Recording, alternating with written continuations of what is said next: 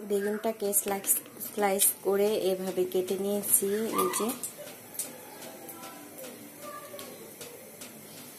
তারপরে এখানে নুন, হলুদ, লবণ, ধনিয়ার গুঁড়ো, লবণ, হলুদ সব দিয়ে নিয়েছি।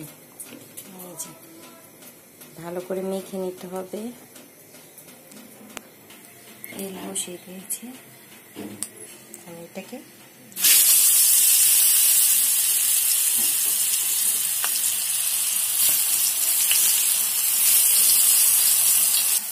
দিয়ে দিলাম।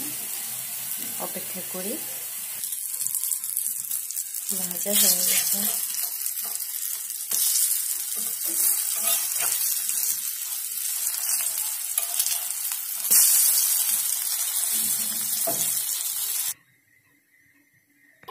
মচমচে বেগুন ভাজা তৈরি। এই যে